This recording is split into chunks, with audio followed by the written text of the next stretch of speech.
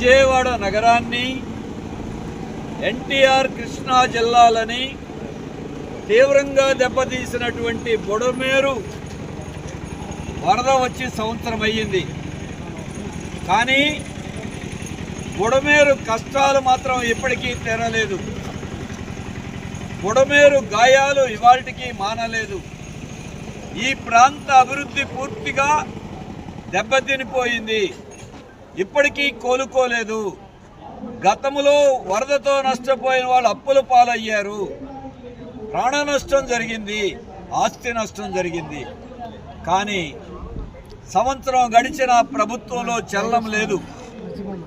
మళ్ళీ వర్షం వస్తేనే బుడమేరు భయంతో జనం సామాను సర్దుకుని ఇల్లు ఖాళీ చేయాల్సిన దుస్థితి ఏర్పడింది. దీనికి కారణం ప్రభుత్వాలు బుడమేరు ముంపు నుండి కాపాడామనేటువంటి నమ్మకాన్ని కలిగించడంలో విఫలమయ్యారు. రాజధాని అమరావతిలో మునిగిపోతుంది లేదని చర్చ జరుగుతూ ఉంది. క్యాపిటల్ రీజియన్లోనే విజయవాడ ఉంది, ఈ ఎన్టీఆర్ జిల్లా ఉంది.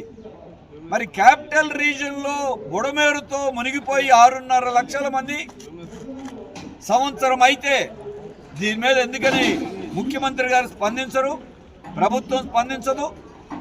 కేంద్ర ప్రభుత్వానికి 6,880 కోట్ల రూపాయలు బుడమేరు రక్షణ చర్యల కోసం కేంద్రం అడిగింది, రాష్ట్రం అడిగింది. ఒక్క నయా పైసా ఈ సంవత్సరంలో విడుదల చేయలే.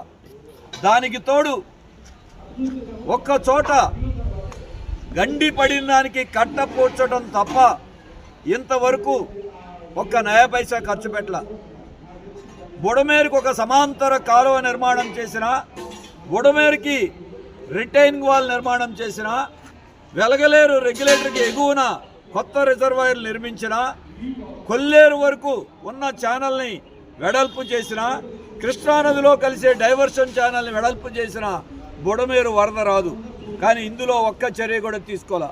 అందుకే విజయవాడ, ఎన్టీఆర్ కృష్ణా జిల్లా ప్రజలు తీవ్రమైనటువంటి బాధలో, అసంతృప్తిలో ఉన్నారు. గవర్నమెంట్ ఇప్పటికైనా స్పందించాలి. 10,000 కోట్ల రూపాయలు కేంద్ర రాష్ట్ర ప్రభుత్వాలు నిధులు విడుదల చేసి శాశ్వత చర్యలు తీసుకోండి. తాత్కాలికమైన కంటి తుడుపు చర్యలు వద్దు. ఎందుకని వాటికి ప్రజాప్రతినిధులు మొద్దునిద్రలో ఉన్నారు, ఎందుకని మాట్లాడట్లేదు?